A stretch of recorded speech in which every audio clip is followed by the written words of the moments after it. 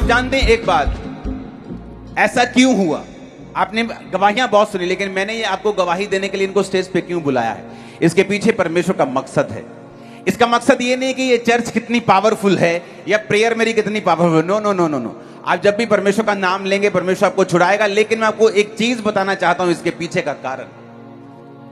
Bible कहती है जब परमेश्वर ने आदम और हवा को बनाया तो परमेश्वर ने कहा था be multiply and be fruitful, कि तुम गुणा हो जाओ, पृथ्वी में भर जाओ और तुम आशीषित हो जाओ और फलों को लेके आओ।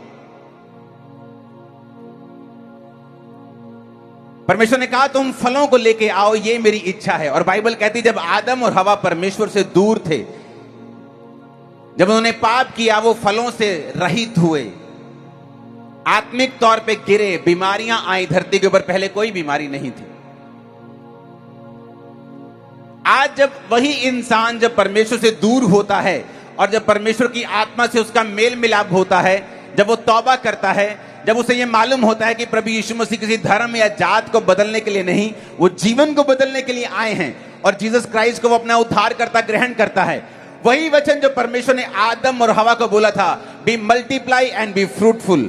जब आपके काम, आपके बिजनेस, आपके कैरियर, आपके गर्भ, आपके जीवन, आपके बच्चे, आपकी लाइफ फल देने लगती है और परमेश्वर में सही चलने लगती है, और वही फल जो परमेश्वर देने के लिए आदम और हवा को पैदा किया था आपकी लाइफ में आने लगते हैं। शैतान क्यों चाहता है कि हम फल रहित रहें? क्योंकि वो परमेश्वर के वचन के खिलाफ लड़ना चाहता है। क्योंकि परमेश्वर ने कहा तू फलदार हो, तो वो चाहता है कि तुम फल रहित हो, तुम्हारी लाइफ में कोई भी फल ना आए। जब आप 18 साल में फर्स्ट टाइम प्रेग्नेंट हुई और उसके बाद बेबी आपके हाथ में है, क्या नाम रखा है इसका? Ivan Daniel. वाह, दिखाओ बेबी को। जब 18 दिखाओ बेबी को। ओके, कहां है? 18 साल।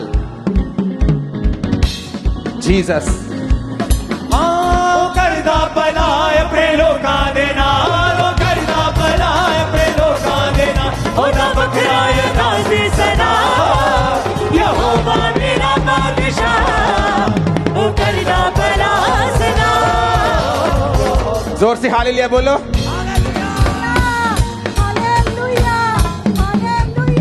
जोर से हालेलुया बोलो एक बार।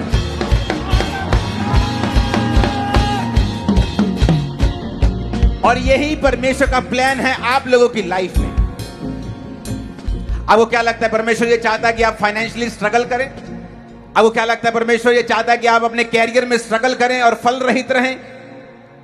फल रहित रखना शैतान का काम है, परमेश्वर का नहीं। क्योंकि बाइबल कहती परमेश्वर ने जब आदम और हवा को बनाया तो कहा be fruitful and be multiply.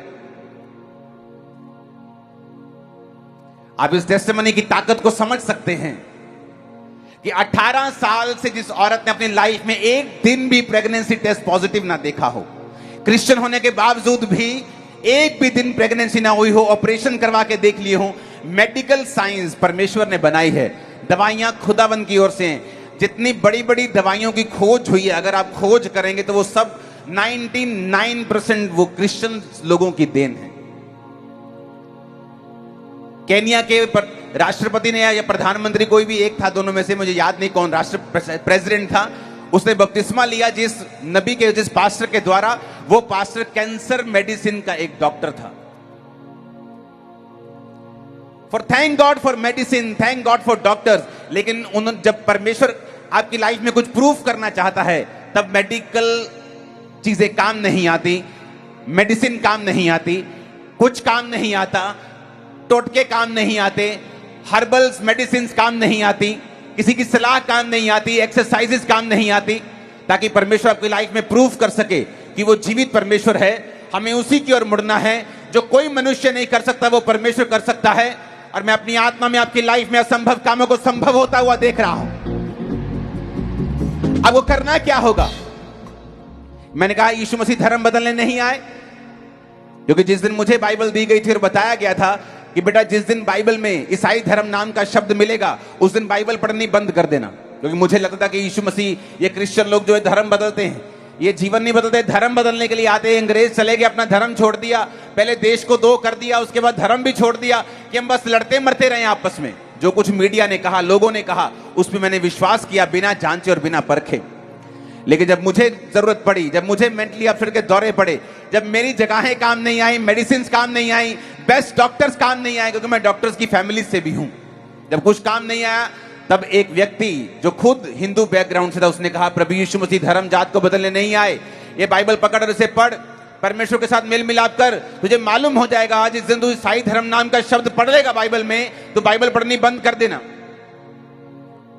खुद पढ़ा लिखा था, कंप्यूटर इंजीनियर था, बाइबल पढ़नी स्टार्ट की, ये समझ आएगी प्रभु यीशु मसीह मुझे फल देना चाहते हैं, मुझे ब्लेस करना चाहते हैं, मुझे ऊंचा करना चाहते हैं, आशीषित करना चाहते हैं। मैं किस धर्म का हूं, जात का हूं, उसे कोई मतलब नहीं, परमेश्वर को कोई मतलब नहीं। धर्म और जात आप लोगों ने बनाई है, परमेश्वर ने आदम और हवा की कोई जात नहीं बनाई थी, वो सारा कुछ आप लोगों ने बनाया है, और शैतान ने उन्हीं चीजों में आपको फंसा दिया, लड़वाने के लिए और मरवाने के लिए।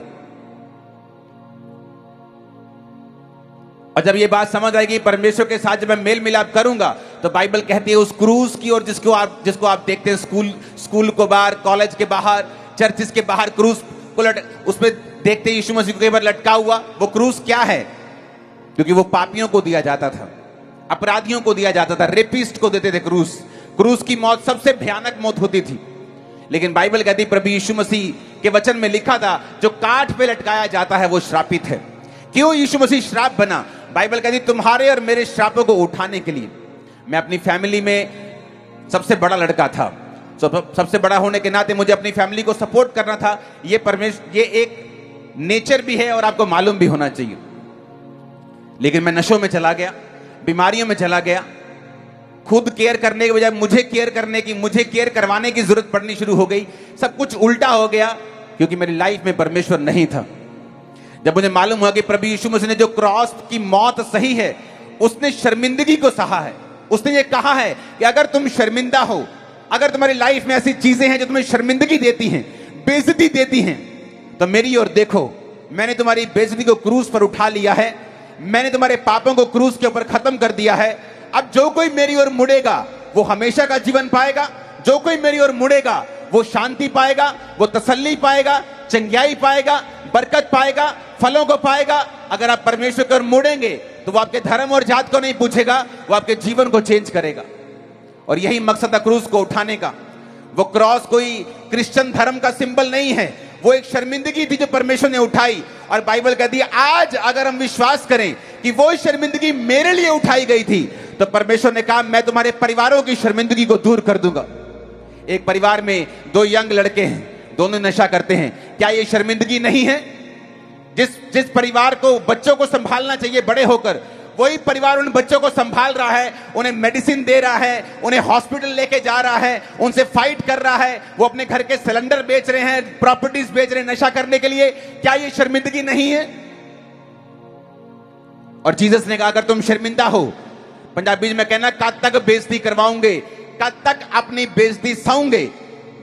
परमेश्वर ने कहा अगर तुम शर्मिंदा हो तो उस क्रूस की ओर देखो, मेरी ओर आओ दुनिया के थके हारे और बोझ नीचे दबे लोगो, मैं तुम्हें विश्राम दूंगा। जब मुझे ये बात समझ आई कि वो क्रूस जो है वो मेरी शर्मिंदगी थी जो जीसस क्राइस्ट ने उठा ली। बाइबल कहती कोई भी अपराध, कोई भी गुनाह यीशु मसीह में साबित नहीं हुआ।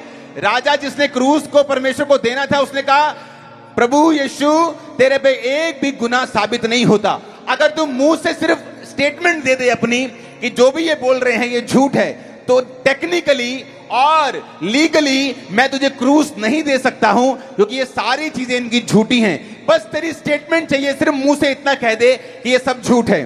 प्रभु यीशु मसीह ने कहा तुमको लगता है कि इन लोगों ने मुझे तुम्हारे हाथों में सौंप दिया है, ऐसा नहीं है। मैंने अपनी मर्जी से अपने आप को इनके हाथों में सौंपा है। मैं अपनी मर्जी से मारा जाऊंगा, अपनी मर्जी से तीसरे दिन मुर्दों में से जी उठूंगा, अपनी मर्जी से स्वर्ग पे चला जाऊंगा और लोगों के बचाने का कारण ठहरूंगा, जी उठने में पहलोठा ठहरूंगा।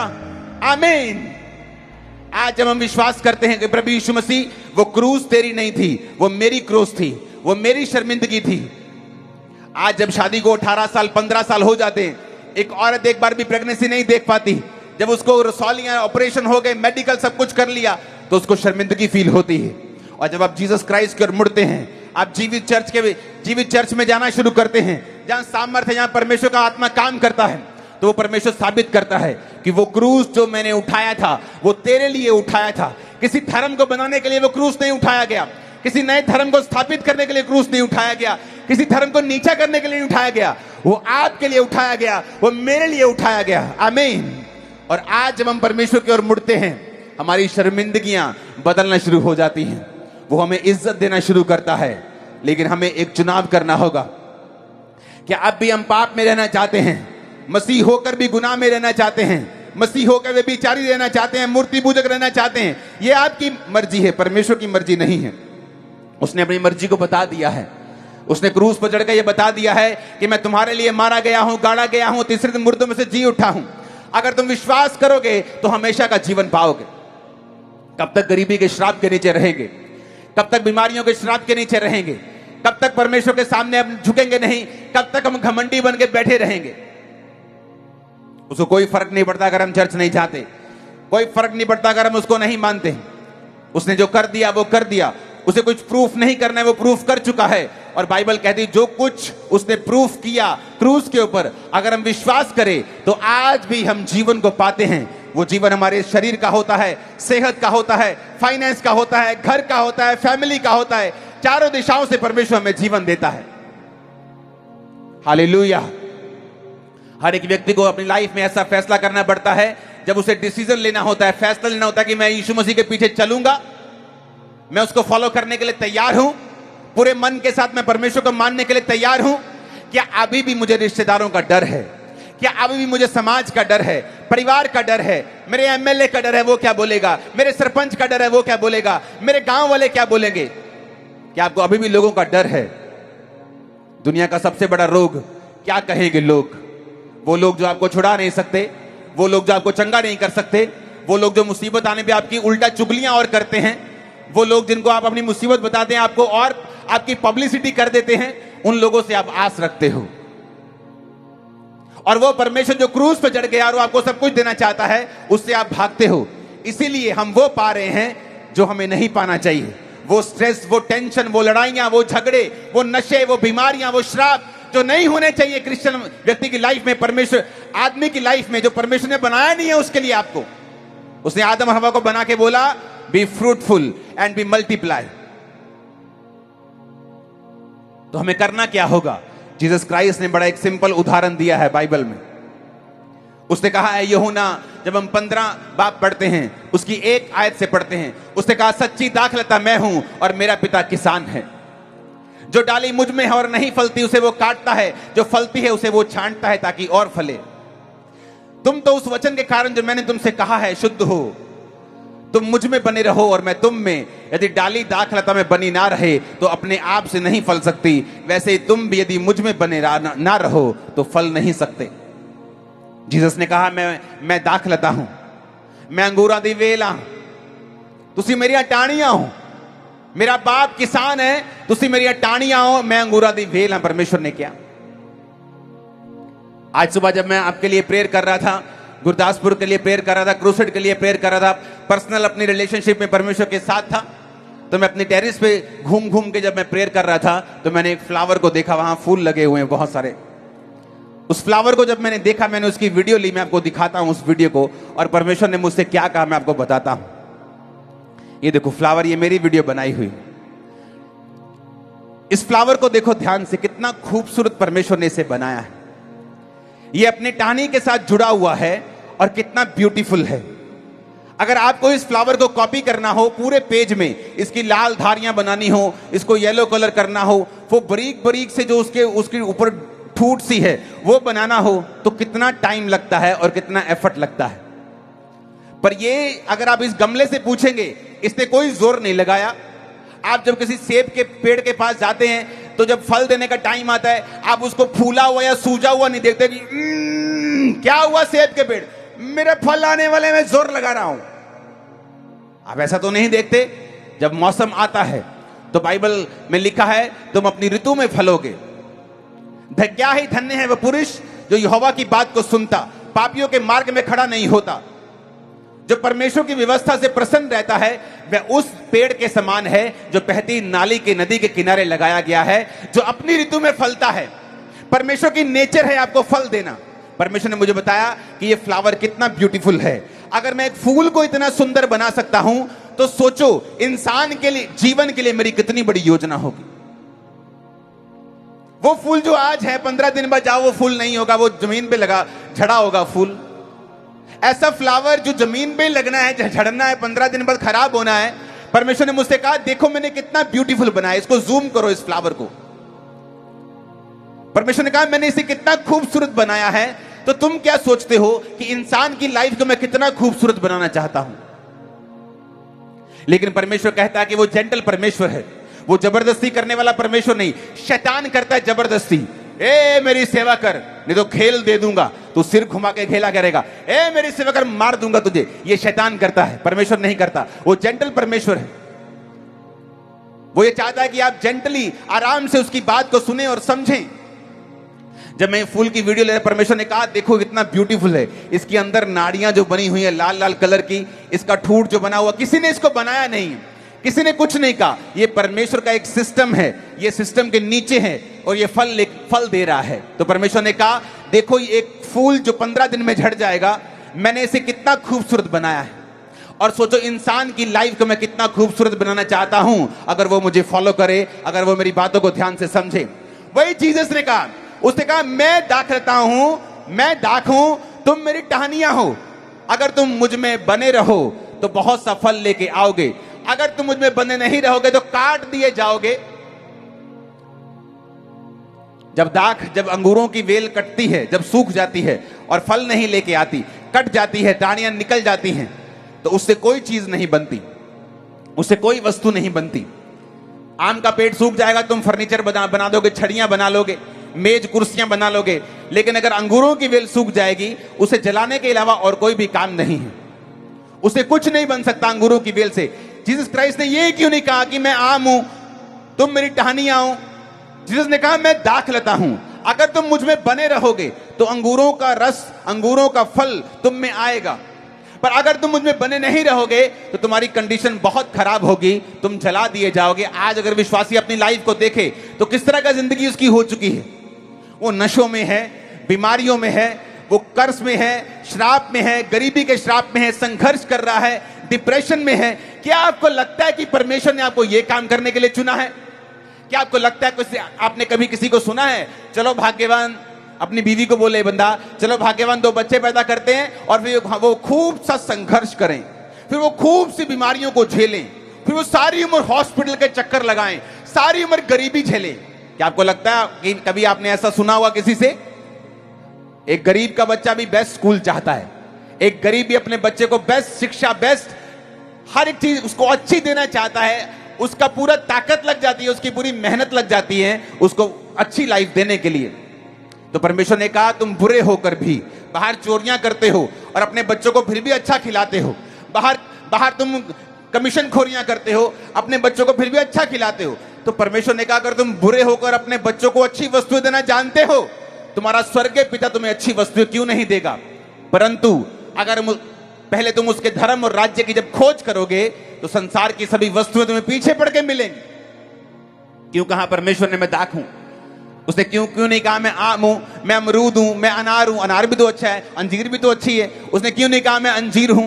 क्योंकि परमेश्वर आप लोगों को एक मैसेज दे रहा है। वो मैसेज ये है अगर तुम परमेश्वर के साथ रहेंगे तो टॉप पे रहेंगे, लेकिन परमेश्वर ने कहा अगर हम उसके साथ मेल मिलाप नहीं करेंगे तो हमारी कंडीशन एक जली हुई झाड़ी की तरह होगी जिसे राख बनाकर फेंक दिया जाएगा। आज देखो आपकी लाइफ कैसी है, आज आम जिंदगियां कैसी हो चुकी हैं। क्रिश्चियन घरों में चले जाओ तो इतने श्राप हैं जितने अन्य जातियों के घरों में श्राप नहीं है, इतने गरीबी के श्राप हैं, इतनी बीमारी के श्राप है। क्यों? क्योंकि परमेश्वर के साथ हम वफादार नहीं हैं। हमारा एक परमेश्वर नहीं है, 10 प्रकार के परमेश्वर है हमारे। शादी में हमारा परमेश्वर बदल जाता है, रिश्तेदारों की शादियां होती तो हमारे परमेश्वर 2 हो जाते, 3 हो जाते, लंगर प्रसाद लगते तो 4 हो जाते हैं, क्योंकि हमारा परमेश्वर एक नहीं है।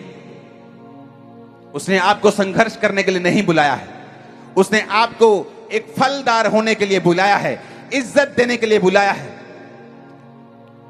वो भजन है इज्जत तेरी बताएगा याकूब दा खुदा। उसने आपको आपकी इज्जत को बढ़ाने के लिए बुलाया है, लेकिन हमें करना क्या होगा? हमें एक फैसला लेना होगा, हमें परमेश्वर के साथ जुड़ना होगा। अगर यही फल, यही फूल इंसान बनाना चाहे तो आज लैब मीट बन रहा है आज, कि मीट के लिए जानवर काटने की जरूरत नहीं, लैब में बन रहा है। कितना वो सेल उठाते हैं, सेल के साथ वो बनाते हैं, कितना लाखों करोड़ों खरबों रुपए खर्चा कर देते हैं, जिसे परमेश्वर ने आम बनाया है।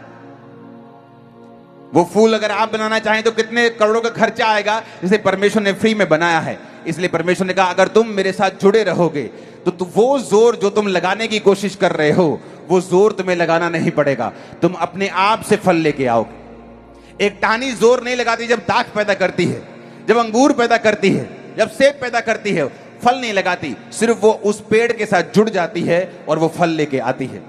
परमेश्वर ने यही कहा, अगर हम परमेश्वर में रह के मेहनत करेंगे वो फल लेके आएगी। लेकिन परमेश्वर ने कहा अगर तुम अपना जोर लगाओगे, अपनी ताकत पे रहोगे, तो वो टहनी जितना मर्जी ताकतवर हो, जितना मर्जी जोर लगाए, लेकिन वो अकेली फल नहीं सकती। वो जमीन पे गिरेगी, वो सूख जाएगी, लोग उसे बटोरेंगे और जला देंगे। आपको फैसला लेना होगा कि मुझे परमेश्वर के साथ जुड़ना है, मुझे पाप से दूर रहना है, व्यभिचार से दूर रहना है। मेरा एक ही परमेश्वर होगा, क्योंकि जब आप परमेश्वर की ओर मुड़ेंगे आपकी लाइफ एक चेंज लेगी, एक मोड़ लेगी, एक ब्लेसिंग का मोड़ लेगी। आप अपनी जनरेशंस के लिए एक गवाही बन जाएंगे। मैं आपको बता रहा हूं, मैं आपको प्रोफेटिकली वर्ड दे रहा हूं, जनरेशंस के लिए। ये परमेश्वर का प्लान है आप लोगों के लिए। सिर्फ आपको ब्लेस नहीं करना चाहता वो, उसने कहा जो मेरी वाचा का पालन करते हैं उन हजारों पीढ़ियों पर मैं करुणा करता हूं। जो परमेश्वर का प्लान आपकी लाइफ के लिए है वो जनरेशंस के लिए है, वो वंशों के लिए है। परमेश्वर आपके वंशों तक आपको एक गवाही बना के इस्तेमाल करना चाहता है, सिर्फ अगर आप परमेश्वर की ओर मुड़े तो। रूत 1 उसकी 1 में लिखा, जिन दिनों में न्यायी लोग न्याय करते थे उन दिनों में देश में अकाल पड़ा और यहूदा के बैतलहम का एक पुरुष अपनी स्त्री और दोनों पुत्रों को संग लेकर मोआब के देश में परदेशी होकर रहने के लिए चला। बैतलहम का मतलब है रोटी का घर। और लिखा एक पुरुष अपनी औरत को जब रोटी के घर में रोटी की कमी हो गई तो उसे लेकर मोआब देश में चला। मोआब देश कौन सा है? ऐसी जाति जो पिता के साथ एक बेटी के साथ पैदा हुई थी, जिसे परमेश्वर मोआब को इसलिए नफरत करता था। इसलिए मोआबी लोगों के पास परमेश्वर अपने इस्राएलियों को मिलने नहीं देता था, क्योंकि वो जाति पाप से पैदा हुई थी। और बाइबल कहती है जब परीक्षा का समय आया वो व्यक्ति बैतलहम को छोड़ के, खुदा के घर को, रोटी के घर को छोड़ के मोआब देश में चला, ये सोचकर कि मैं परमेश्वर से दूर हो सकता हूं लेकिन अपने बच्चों को मरता हुआ नहीं देख सकता, अपने परिवार को मरता हुआ नहीं देख सकता। आपकी लाइफ में पहली प्रेफरेंस स्पिरिचुअल लाइफ की होनी चाहिए। अगर आपका बिजनेस आपको संडे काम करने में मजबूर करता है, आपको उसको बदल देना चाहिए। अगर आपकी जॉब आपको संडे जाने से रोकती है, परमेश्वर की हुजूरी में जाने से रोकती है, आपको उसका त्याग पत्र दे देना चाहिए, दूसरी जॉब ढूंढ लेनी चाहिए। आपको यह मालूम होना चाहिए कि अगर आप परमेश्वर से दूर हैं तो वो कमाया हुआ भी किसी काम का नहीं है और शैतान आप पे अटैक करेगा, क्योंकि उससे अलग होकर बाइबल कहती तुम कुछ भी नहीं कर सकते। अब यहां पर ये पुरुष एक फैसला लेता है और बाइबल कहती है एलीमेलेक, नयोमी और उसके दोनों बच्चे जो थे महलोन और किल्योन, दोनों बैतलहम को छोड़कर मोआब के देश में रहने लगे। जब आप फैसला करते हैं परमेश्वर से दूर हटने का, बैतलहम ऊंची जगह है, मोआब नीची जगह है, आप फैसला कर लेते हैं ऊंची जगह छोड़ने का, जहां आत्मा की तरक्की उस जगह को छोड़ने का, और फैसला करते हैं नीची जगह पे जाने का, तो आप खुद शैतान को इनवाइट करते हैं अपनी लाइफ के लिए। और बाइबल कहती है 3 आयत में, नयोमी का पति एलीमेलेक मर गया और नयोमी और उसके दोनों पुत्र रह गए। परमेश्वर नहीं मारता, शैतान मारता है। परमेश्वर ने कहा मैं तुम्हें जीवन देने के लिए बुलाता हूं। यीशु मसीह ने कहा शैतान इसलिए आया कि वो घात करे, नष्ट करे, मैं इसलिए आया कि तुम जीवन पाओ और बहुतायत का पाओ। वो चोरी करने, घात करने और नष्ट करने के लिए आया है, और मैं जीवन देने के लिए और बहुतायत का जीवन देने के लिए आया हूं। लेकिन अगर आप परमेश्वर से दूर हट जाएं तो उसकी सुरक्षा फिर आपकी लाइफ में काम नहीं करती। अगर आप उसके वचन से दूर हट जाएं फिर शैतान को चोरी करने का भी अधिकार है, मारने का भी अधिकार है, काटने का भी और घात करने का भी। इसलिए प्रभु यीशु मसीह ने जब 5000 6000 की दुष्ट आत्मा को निकाला तो दुष्ट आत्मा ने कहा हमें दूर सूरों का झुंड चल रहा है उसमें भेज दे, हमें अथाह गड्ढे में ना भेज। जीसस ने कहा जाओ। क्यों कहा है जीसस ने ऐसा? क्योंकि सूअर चराना पाप था, बाइबल में वर्जित था, ये मना था, और शैतान ये कह रहा था कि वहां पर वचन टूट रहा है, मुझे वहां जाने की आज्ञा दे। और वचन कहता है जहां वचन टूट रहा था, प्रभु यीशु मसीह ने भी शैतान को वहां से जाने के लिए मना नहीं किया और उसको जाने दिया। और सारा का सारा सूरों का झुंड, 2000 सूअर, लाखों लाखों रुपया झील में चला गया और वो मर गया। शैतान चुराने के लिए, घात करने के लिए, नष्ट करने के लिए आता है, लेकिन शैतान का मौका किसने दिया? इंसान ने दिया। अब जब पति मर गया, उसको तब भी अकल नहीं आई कि मैंने अपनी स्पिरिचुअल लाइफ में परमेश्वर के साथ धोखा किया है। मैंने परमेश्वर के प्लेस को छोड़ के एक ऐसे देश में चली गई जहां परमेश्वर की आराधना नहीं है, जहां पापी लोग रहते हैं। मुझे अपने ही देश में रहना चाहिए था। जब आप परमेश्वर में आते, आपको याद होना चाहिए कि जीसस ने कहा अगर मैं तुझे बेटा बनाऊंगा तो कोड़े भी लगाऊंगा, तुझे परखूंगा भी, चेक भी करूंगा तो इस आशीष के काबिल है भी या नहीं भी। जब मैं परमेश्वर में आया तो मुझे मालूम था कि परमेश्वर की सेवकाई के लिए चुना गया हूं। परमेश्वर ने नशों से आजाद किया, बीमारियों से आजाद किया। जब सेवा करने का समय आया, मैं भयंकर बीमार हुआ। इतना बीमार हुआ कि मुझे यकीन हो गया कि अब मैं मर जाऊंगा और सेवा भी नहीं कर पाऊंगा। तो मुझे लगा परमेश्वर मुझसे क्या कर रहा है। वो तो भविष्यवाणियां करता था हर बंदे से कि खुदा ने तुझे बहुत इस्तेमाल करना है, खुदा ने तुझे बहुत इस्तेमाल करना है, पर ये मेरे साथ क्या हो रहा है, वो चेक करने के लिए कि जब परमेश्वर आपको बड़ी ब्लेसिंग देना चाहता है, उससे पहले वो आपको चेक करता है कि आप इस ब्लेसिंग के काबिल हैं भी या नहीं। परमेश्वर ने मुझे चेक किया। उस बीमारी में मैं काफी महीनों तक रहा। जब परमेश्वर ने देखा कि मैं हटा नहीं, मैं अड़ा रहा, मैंने दवाइयों पर भरोसा नहीं किया, भागा नहीं इधर उधर, मेरा परमेश्वर सिर्फ यीशु मसीह था। वो जीना मरना उसी के साथ हो चुका था। मेरी स्पिरिचुअल लाइफ कम नहीं हुई, मैं निराशा में रोजे नहीं छोड़े, बाइबल नहीं छोड़ी। तो परमेश्वर ने फिर मुझे खामरा चर्च की शुरुआत दी। 2007 में वो शुरू हुई, आज जो सबसे बड़ी चर्च बन चुकी है। लेकिन उसकी शुरुआत कैसे हुई बहुत लोग नहीं जानते। जिस मिनिस्ट्री को आज परमेश्वर हीलिंग के लिए, साल्वेशन के लिए यूज कर रहा है, उसमें से मैंने बीमारियों में निकलकर वो सेवकाई को स्टार्ट किया है। अगर वो तुझे बेटा बनाता है, बाइबल कहती है वो तुझे कोड़े भी लगाता है, वो तुझे चेक करता है, तेरे विश्वास को वो परखता है कि तू इस आशीष के काबिल है या नहीं है। अब यहां पर नियोमी का जब पति मर गया और दोनों उसके बेटे रह गए, उसको तब भी समझ नहीं आई कि जब मेरी स्पिरिचुअल लाइफ लो हो गई, जब मैं परीक्षा में कामयाब नहीं हुई, जब परीक्षा में बहक गई कि कुछ बीमारी आई, अच्छा चर्च जाके ठीक नहीं हुआ, अच्छा वो बाबा जी बड़े ताकतवर है, चलो बाबा जी के पास चलते, चलो कोई गल नहीं, यीशु मसीह समझ के मत्था टेक लांगे। अच्छा जॉब है, 5000 ज्यादा मिलेगा, संडे आना पड़ेगा, कोई बात नहीं आ जाएंगे, ऑनलाइन अटेंड कर लेंगे। ऑनलाइन उन लोगों के लिए है जो कहीं पहाड़ों में बैठे हैं, जहां बर्फ है, चल नहीं सकते, घर के बाहर नहीं आ सकते, आर्मी में है, जहां पर ड्यूटी लगी है बॉर्डर के पास, उन लोगों के लिए ऑनलाइन है। विश्वासियों के लिए ऑनलाइन चर्च नहीं है। धोखा मत खाना कभी। आलस 7 पापों, आज मैं उसके बारे में बात नहीं करूंगा। 7 बड़े पाप हैं, उनमें से एक पाप है आलस का पाप, और ये शैतान की ओर से प्रेरित होता है। इसे थोड़ा मत समझना, इसे छोटा मत समझना।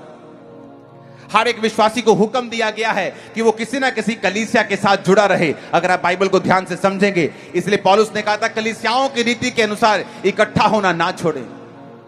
हफ्ते के पहले दिन जब मैं आऊं चंदा करना ना छोड़े। ये आप अगर ध्यान से बाइबल पढ़ेंगे आपको समझ आ जाएगा। लेकिन आज हम उस विषय में बात नहीं कर रहे हैं। जब परीक्षा में बहक गए, जब उसको परीक्षा आएगी बैतलहम में, जिसका नाम ही रोटी का घर है, जो है ही चर्च, जो है जीसस का बिलीवर, अगर उसकी लाइफ में कोई परीक्षा आती, वो बोलता है परमेश्वर मैं तो जीवित परमेश्वर की संतान हूं, मैं बीमार कैसे हो सकता हूं, मैं परीक्षा में कैसे हो सकता हूं। अब 2 हल हैं आपके पास, या तो परमेश्वर के और करीब हो जाओ या परमेश्वर से दूर चले जाओ।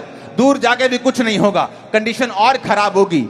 उन्हें लगता था कि अब यहाँ पे रोटी की कमी हो गई है, कंडीशन खराब हो गई है, अरे छोड़ो आत्मिक लाइफ को देखी जाओगी, आत्मिक लाइफ बाद में सेट कर लेंगे, चलो आओ पहले वहां चलते हैं, मोआब में बड़ी रोटी है, वहां पे आत्मिक लाइफ बाद में देखी जाएगी, पहले जीवन तो बचाएं अपना।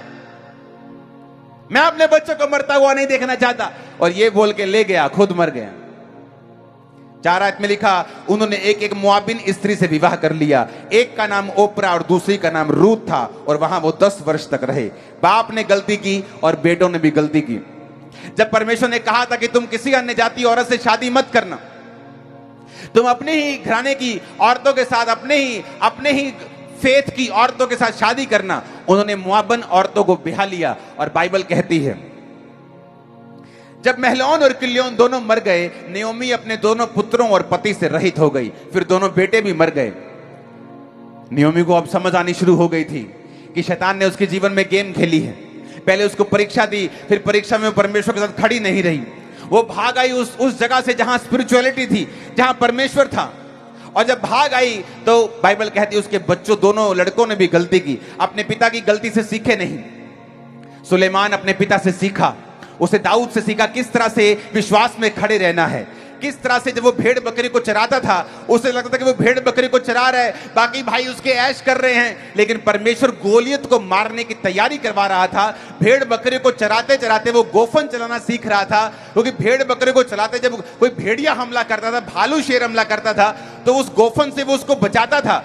गोफन चलाना इतना अच्छा सीख गया कि जब गोलियत उसके सामने आया और कोई भी सेना, कोई भी इजरायली, कोई भी राजा उसको मार नहीं सका, तो दाऊद उसको मार सका, जबकि उसकी वो तैयारी उसने जंगल में करवाई थी, जब उसकी परीक्षा हो रही थी।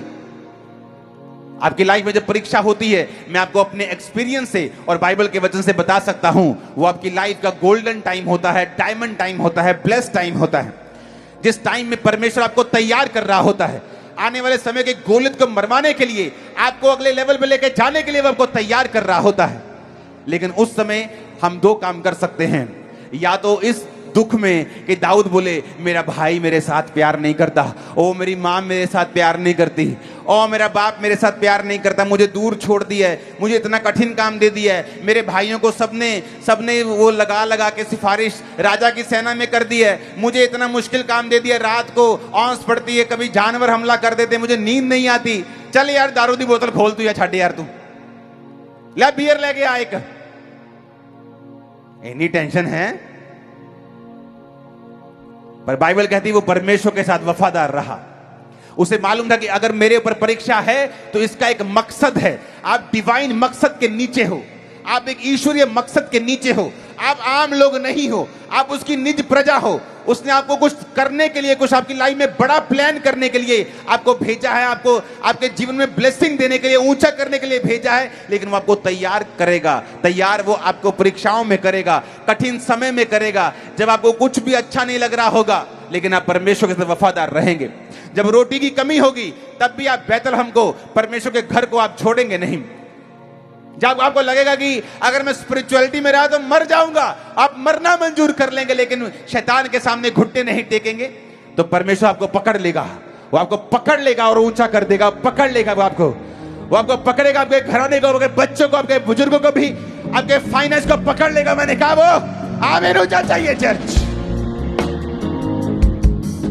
अगर जीसस ने पकड़ा तो कोई दुनिया की ताकत तुम्हें डाउन नहीं कर सकती, कोई बंदा, कोई सरकारें तुम्हें डाउन नहीं कर पाएंगी यीशु के नाम में। फिर हालेलुया, हालेलुया। जब तुम ये बात समझ लो कि परमेश्वर एक परीक्षा में तुम्हें तैयार करता है, लेकिन उसको ये बात समझ नहीं आई।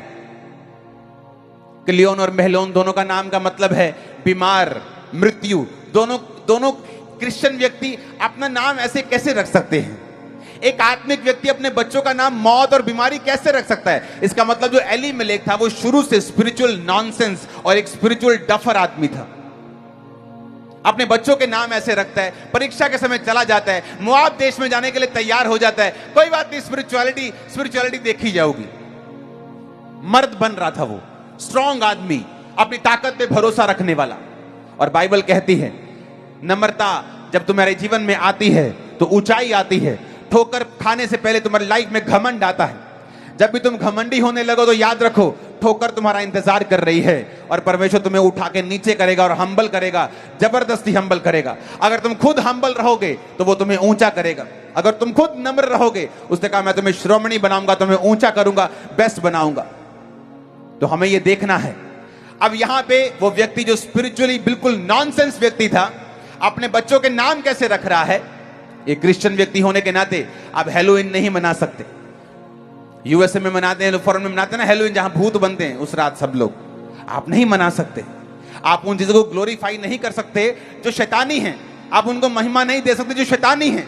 जो दूसरे परमेश्वर की ओर आपको लेके जाती हैं। आप उन चीजों को एंटरटेन नहीं कर सकते, आप नहीं जा सकते, आप नहीं वो चीजें कर सकते जो लोग करते हैं, क्योंकि लोगों के जैसे आपको नहीं बुलाया गया। बाइबल कहती है तुमको परमेश्वर ने खास मकसद के लिए बुलाया है, तुम उसकी निज प्रजा हो, तुम चुने हुए हो, तुम राजपदधारी हो, तुम याजकों का समाज हो, तुम पवित्र लोग हो, तुम अलग किए हुए लोग हो, परमेश्वर के खास मकसद के तहत बुलाए गए हो।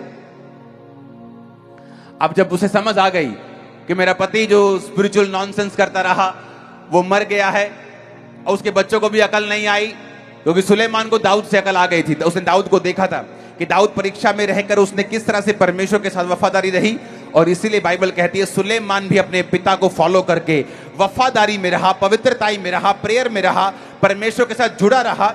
हमें लगता है कि जब सुलेमान ने 1000 होम बलि चढ़ाई तो परमेश्वर ने उसे दर्शन दिया और बोला क्या चाहिए तुझे। हमें लगता है वो इंसिडेंटली ऐसे ही हो गया, ऐसे नहीं होता। जब एक व्यक्ति को बोने की आदत पड़ जाती है वो पड़ जाती है, वो हर संडे बोता है, वो बोता ही जाता है। जब एस्तर ने 3 दिन रात के रोजे रखे थे, वो इमरजेंसी में नहीं रखे थे, उसे रोजे रखने सिखाए गए थे, उसकी आदत बन गई थी, उसकी दिनचर्या थी रोजे रखने। तो सुलेमान की आदत बन गई थी बोना, क्योंकि उसने पिता को देखा था, पिता को ब्लेस होते देखा था, परीक्षा में वफादार रहकर परमेश्वर के साथ मेल मिलाप करते देखा था। और दाऊद के बड़े लड़के जो दूसरे राजाओं के पड़पोते थे, उन्हें था मेरा नाना राजा है, मेरी मां राजकुमारी है, मेरा बाप दाऊद राजा है, मैं बनूंगा अगला राजा, मैं बनूंगा अगला राजकुमार। ऐसी की तैसी एक्सपीरियंस मेरे पास है, ब्लड लाइन मेरी अच्छी है, बुद्धिमान मैं हूं, मेरी मां रानी, मेरा नाना मेरा राजा, मेरा बाप राजा, ऐसी की तैसी सुलेमान की। लेकिन परमेश्वर ने कहा ना बल से ना शक्ति से, बल्कि उसकी आत्मा के द्वारा। उन्होंने परमेश्वर के साथ मेल मिलाप नहीं किया, अपने एक्सपीरियंस पर, अपने पैसे पर, अपनी ताकत पर, अपनी स्किल पर, अपनी पढ़ाई के ऊपर भरोसा रखा। और जब चुनाव करने का समय आया तो परमेश्वर ने कहा मैं सुलेमान को तेरे बाद गद्दी के ऊपर बिठाऊंगा, क्योंकि सुलेमान मुझे जानता है। वो सारी दुनिया के राजाओं को जान सकते हैं, लेकिन सुलेमान मुझे जानता है। अगर आप उसे जानते हैं वो आपको ऊंचा करने वाला है। आमीन। तो उसने अपने पिता को फॉलो किया यहां पर, लेकिन इन दोनों बच्चों ने अपने पिता की गलती से सीखा नहीं। उनका पिता जब मर गया उन्होंने और गलती की, मुआबी लड़कियों से शादी कर ली, और बाइबल कहती फिर दोनों मर गए। 6 आयत में लिखा जब मोआब के देश में सुनकर कि यहोवा ने बैतलहम के लोगों की सुधि लेकर उन्हें भोजन वस्तु दे दी है, तो नयोमी ने फैसला किया हम वापस चली जाएंगी। लिखा जब वापस जा रही थी, रास्ते का मार्ग जब वो जा रही थी वापस, तो नयोमी ने अपने दोनों बहुओं से कहा 8 आयत में तुम अपने अपने मायके लौट जाओ, तुमने जो उनसे जो मर गए हैं मुझसे भी प्रीति की है, उनसे भी की है, यहोवा तुम्हारे पर कृपा करे, यहोवा ऐसा करे कि तुम फिर अपने अपने पति के घर में विश्राम पाओ। तब उसने उनको चूमा और वो चिल्ला चिल्ला कर रोने लगी। उसने कहा निश्चय हम तेरे संग तेरे लोगों के पास चलेंगी। नयोमी ने कहा हे मेरी बेटियों लौट जाओ, तुम क्यों मेरे संग रहोगी? क्या मेरी कोख में और पुत्र हैं जो तुम्हारे पति होंगे? हे मेरी बेटियों लौट कर चली जाओ, क्योंकि मैं पति करने को बूढ़ी हूं। चाहे मैं ये कहती कि मुझे आशा है और आज की रात मेरा पति होता भी और मेरे पुत्र भी होते, क्या तुम उनके जवान होने तक आशा लगाए ठहरी रहती और उनके निमित्त पति करने से रुकी रहती? हे मेरी बेटियों ऐसा ना हो कि क्योंकि मेरा दुख तुम्हारे दुख से बढ़कर है, क्योंकि देखो यहोवा का हाथ मेरे विरुद्ध उठा है। तब वे फिर से उठी और ओपरा ने अपनी सास को चूमा, यानी एक बहू वापिस जाने के लिए लौट गई और चूम लिया उसको, यानी वापिस जा रही है। परंतु रूत उससे अलग नहीं हुई। जब रूत उससे अलग नहीं हुई तब उसने कहा कि देख तेरी जेठानी तो अपने लोगों में वापिस चली गई है और अपने देवता के पास लौट गई है, तू भी अपनी जेठानी के पीछे लौट जा। रूत बोली तू मुझसे विनती ना कर, मुझे त्याग या छोड़कर चली जा, क्योंकि जिधर तू जाएगी उधर मैं भी जाऊंगी। रूत ने कहा तुम मुझसे ये विनती ना करके मैं तुझे त्यागूं या छोड़ूं, जहां तू जाएगी मैं भी जाऊंगी, जहां टिकेगी मैं भी टिकूंगी, तेरे लोग मेरे लोग होंगे, तेरा परमेश्वर मेरा परमेश्वर होगा। जहां तू मरेगी वहां मैं मरूंगी और वहां तुझे और मुझे भी मिट्टी दी जाएगी। यदि मृत्यु छोड़ किसी कारण से मैं तुझसे अलग हो जाऊं तो यहोवा मुझसे वैसा ही वरन और अधिक करे। जब नयोमी ने देखा कि उसकी बहू रूत उससे साथ चलने में स्थिर है, तब उसने उससे कुछ ना कहा। वे दोनों चल निकली और बैतलहम पहुंची, और बैतलहम में पहुंचने में सारे नगर में उनके कारण हलचल मच गई। स्त्रियां कहने लगी क्या यह नयोमी है? नियोमी ने कहा, मुझे नियोमी ना कहो, मुझे मारा कहो, क्योंकि सर्वशक्तिमान ने मुझको बड़ा दुख दिया है। मैं भरी और पूरी चली गई थी, परंतु यहोवा ने मुझे खाली करके लौटाया है, मुझे छूछा करके लौटाया है। इसलिए जबकि यहोवा ही ने मेरे विरुद्ध साक्षी दी और सर्वशक्तिमान ने मुझे दुख दिया है, फिर तुम मुझे क्यों नियोमी कहती हो? इस प्रकार नियोमी अपनी मोआबिन बहू रूत के साथ लौटी और मोआब देश में, जो मोआब देश से आई थी, वे जौ कटने के समय के आरंभ में बैतलहम पहुंची। सब बोलो आमीन। रूत 2 उसकी 8 से 13। जब रूत, बाइबल कहती है, खेतों में काम करने लगी, और जब खेतों में वो काम करती थी, वो खेत बोज नाम के व्यक्ति का था, जो एक धर्मी व्यक्ति था। तब बोज ने रूत से कहा, हे मेरी बेटी, क्या तू सुनती है? किसी दूसरे के खेत में बीनने को ना जाना, मेरी दासियों के संग यही रहना। जिस खेत में वो लवती हूं उसी पर तेरा ध्यान बंधा रहे, इन्हीं के पीछे पीछे चला करना। क्या मैंने जवानों को आज्ञा नहीं दी कि वो तुझे तंग ना करें? और जब जब तुझे प्यास लगे, तुम उन्हीं बर्तनों के पास जाकर पानी पीना, जैसे जवान लोग भरते हैं। तब वह भूमि पर झुककर मुंह के बल गिरी और उससे कहने लगी, क्या कारण है कि तूने इस परदेशन के ऊपर अनुग्रह की दृष्टि करके मेरी सुधि ली है? बोअज ने उत्तर दिया, जो कुछ तूने अपने पति की मृत्यु के बाद अपनी सास से किया है, कि किस प्रकार तू अपने माता पिता और जन्मभूमि को छोड़कर ऐसे लोगों में आई है जिसे तू पहले नहीं जानती, और ये सब कुछ मुझे विस्तार के साथ बताया गया है। यहोवा तेरे कार्यों का फल दे, और इज़राइल का परमेश्वर यहोवा जिसके पंखों तले तू शरण लेने के लिए आई है, तुझे पूरा बदला दे। उसने कहा, हे मेरे प्रभु, तेरे अनुग्रह की दृष्टि मुझ पे बनी रहे, क्योंकि यद्यपि मैं दासियों में से किसी के बराबर नहीं हूं, तो भी तूने अपने दासी के मन में बैठने वाली बातें कहकर मुझे शांति दी है। रूत 4 उसकी 13 से 17। तब बोअज ने रूत से विवाह कर लिया, और वह उसकी पत्नी हो गई, और वह उसके पास गया और उसको गर्भ रहा, और बेटा उत्पन्न हुआ। स्त्रियों ने नियोमी से कहा, यहोवा धन्य है जिसने तुझे आज छुड़ाने वाले कुटुंबी यानी रिश्तेदार के बिना नहीं छोड़ा। इज़राइल में इसका नाम बड़ा हो।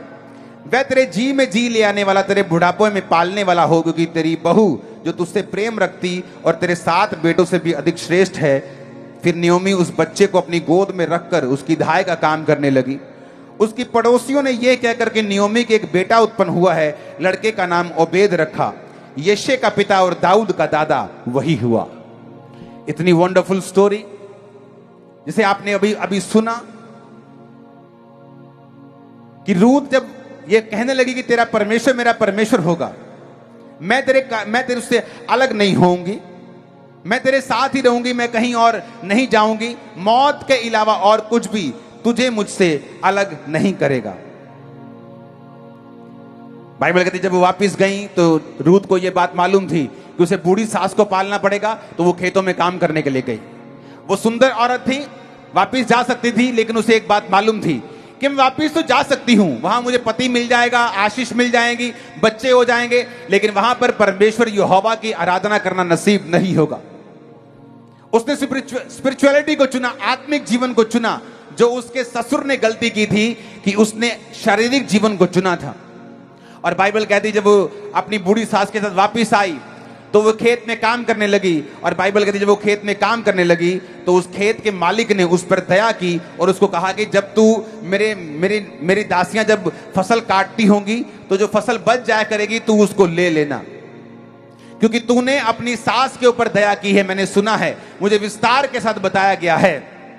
और बाइबल कहती है बोअज के अनुग्रह की दृष्टि रूत के ऊपर हुई। बाइबल कहती है यहोवा ने कहा, वचन में लिखा नीति वचन 3 में, कि यहोवा की आज्ञाओं को अपने दिल में रखे रहना, कभी इधर मत होना उधर मत होना, तो क्या होगा, तू मनुष्य और परमेश्वर दोनों के अनुग्रह को पाएगा। जब आप परमेश्वर की ओर मुड़ते हैं तो परमेश्वर डिवाइन हेल्पर्स आपकी लाइफ में रिलीज करता है। स्वर्ग भी आप पर अनुग्रह करता है, आदमी भी, लोग भी आप पर अनुग्रह करते हैं। आप जानते कितने ऐसे कॉन्टैक्ट्स हैं जो आपके काम आ सकते हैं, कितने ऐसे लोग हैं जो आपका भला कर सकते हैं, परमेश्वर उनके जरिए आपकी लाइफ में काम कर सकता है, लेकिन वो कभी काम नहीं आते। क्यों? क्योंकि आप परमेश्वर के साथ आपका मेल मिलाप नहीं है।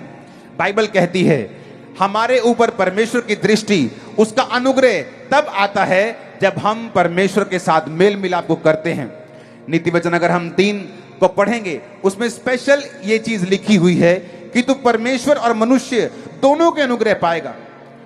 इसमें लिखा है कृपा और सच्चाई तुझसे अलग ना होने पाए, वरन उनको अपने गले का हार बनाना और अपनी हृदय रूपी पट्टियों पर लिखना, तो तू परमेश्वर और मनुष्य दोनों का अनुग्रह पाएगा, तू अति बुद्धिमान होगा।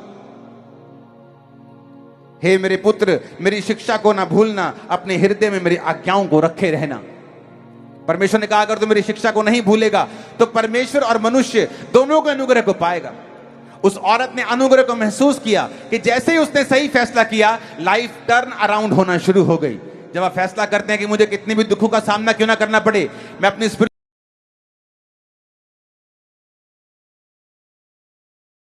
पहला मोड़ यह था कि जब उसने परमेश्वर के साथ चलने का फैसला किया, अपनी बूढ़ी सास के साथ रहने का फैसला किया, तो पहला मोड़ यह था कि उसको अनुग्रह मिलना शुरू हुआ, इंसानों का अनुग्रह।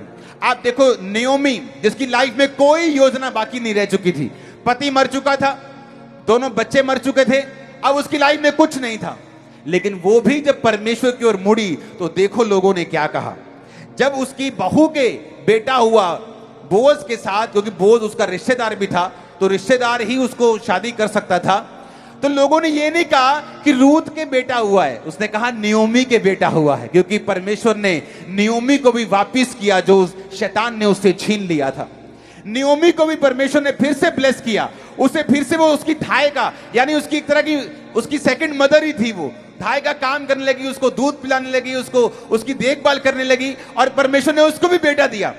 रूत को परमेश्वर ने एक पति दिया, उसके बाद उसको बेटा दिया, और बाइबल कहती है उसका नाम ओबेद रखा, और दाऊद का दादा वही हुआ।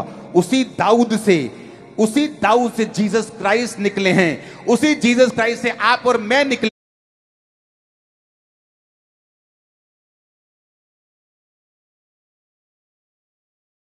कर लिया, वो आपके साथ क्यों ना करेगा, वो आपके साथ भले काम क्यों ना करेगा, वो आपको ऊंचा क्यों ना करेगा। आमीन, ऊंचा चाहिए चर्च। कितनी सुंदर बात लिखी है, कितनी सुंदर स्टोरी है कि एक व्यक्ति, एक परिवार जब परमेश्वर से दूर होता है, किस तरह से मौत का और किस तरह से दुखों का सामना करता है, और वही परिवार जब खाली हाथ होके परमेश्वर के पास फिर से वापस आता है, और परमेश्वर फिर से जिसको पति मिलना चाहिए उसको पति देता है, जिसको बच्चा मिलना चाहिए उसको बच्चा देता है, क्योंकि वो बाइबल कहती है रिस्टोर करने वाला परमेश्वर है। उसने कहा जो उपज टिड्डियों ने खा ली थी, मैं उस उपज को वापस कर दूंगा। हालेलुया। लिखा उसके पड़ोसियों ने कहा नियोमी के बेटा पैदा हुआ है, लड़के का नाम ओबेद रखा, यिशै का पिता और दाऊद का दादा वही हुआ। जब एक व्यक्ति परमेश्वर की ओर मुड़ता है, किस तरह से परमेश्वर की ये स्टोरी बताती है कि परमेश्वर किस तरह से उनकी लाइफ को रिस्टोर करके फिर से उनको ब्लेस करके, फिर से उनको दुखों के ऊपर मरहम लगा के फिर से उनको किस तरह से खड़ा करता है, क्योंकि ये फादर का हार्ट है। आपका बच्चा जितने मर्जी गुनाह कर ले, लेकिन जब वो आपके पास आके सॉरी मांगता है, आप उसे फिर से माफ कर देते हैं। उसी तरह पिता का दिल है, जब पिता के दूर जाते पिता से अटैक करता है शैतान, क्योंकि हम पिता की सुरक्षा के नीचे नहीं हैं। जब हम पिता के पास फिर से वापस आते हैं और फिर से हम उसको रखने के लिए बोलते हैं, वो पिता फिर से हमें रखता है, फिर से स्ट्रॉन्ग करता है, फिर से ब्लेस करता है, फिर से वो जो चीज शैतान ने छीन ली थी हमें वापस करता है। इसलिए बाइबल कहती है शैतान चुराने के लिए, घात करने के लिए और नष्ट करने के लिए आया, लेकिन जीसस क्राइस्ट इसलिए आए कि तुम जीवन पाओ और बहुतायत का जीवन पाओ। आज फैसला करना है कि अभी भी परमेश्वर से दूर जाना है, भागना है और शैतान को फुल मौका देना है कि आपकी लाइफ में काम करे, या हमें परमेश्वर की ओर मुड़ना है। परमेश्वर की ओर मुड़ के ये फैसला लेना है कि खुदाबंद कुछ भी हो, कोई भी मुसीबत हो, लेकिन मैं तेरी ओर ही मुड़ूंगा, मैं तेरे पास ही रहूंगा, परीक्षाओं में, दुखों में, सुखों में, हर मौसम में। और मैंने आपको परमेश्वर की मर्जी को बता दिया है। आप परमेश्वर की ओर मुड़ते हैं, सडनली सब कुछ आपके फेवर में काम करना शुरू करता है। वो कॉन्टैक्ट जो कभी काम नहीं आए काम करते हैं, वो लोग जो पहले कभी काम नहीं आए वो काम करते हैं, इंसान भी फेवर देने लगते हैं, लोग भी फेवर देने लगते हैं, सरकारें फेवर करने लगती हैं, परमेश्वर फेवर देने लगता है। और आपके साथ ऐसा ही होगा, आपके परिवार के साथ ऐसा ही होगा, आपके लोगों के साथ ऐसा ही होगा, आपके बच्चों के साथ ऐसा ही होगा, आपके फाइनेंस में, आपके बिजनेस के साथ ऐसा ही होगा। नए कॉन्टैक्ट, नए फेवर्स को आप पाएंगे। आमीन, ऊंचा चाहिए चर्च। Hallelujah, hallelujah.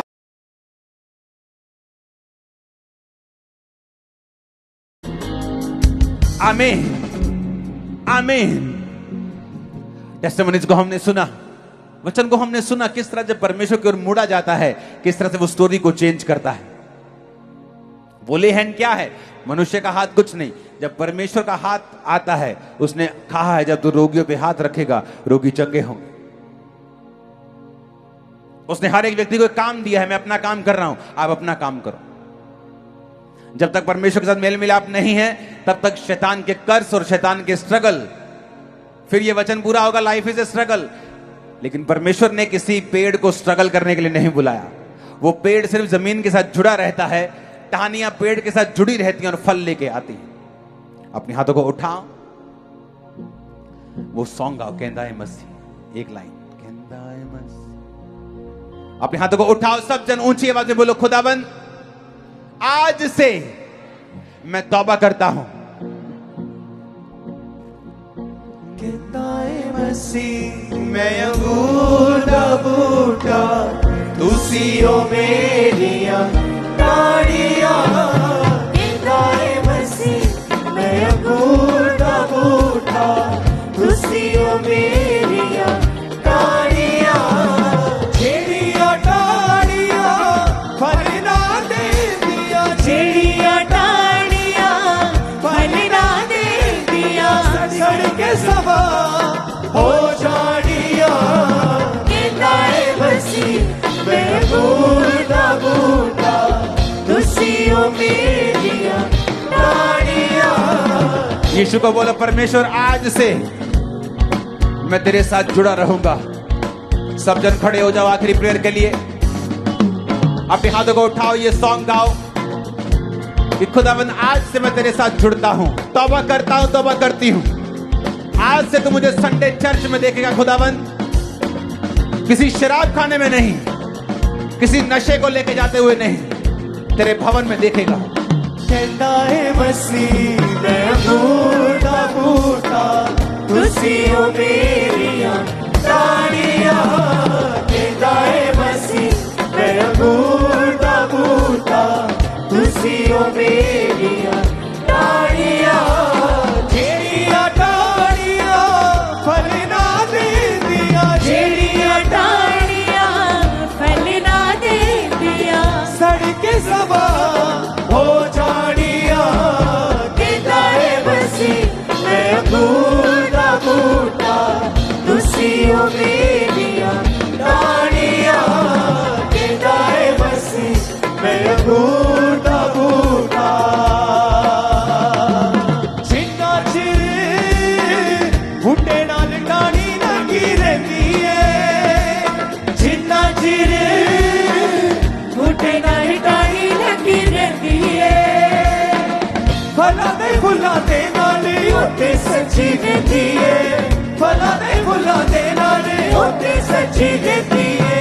रखदा ख्याल ओदा बाप दा माली, रखदा ख्याल ओदा बाप दा माली, करदा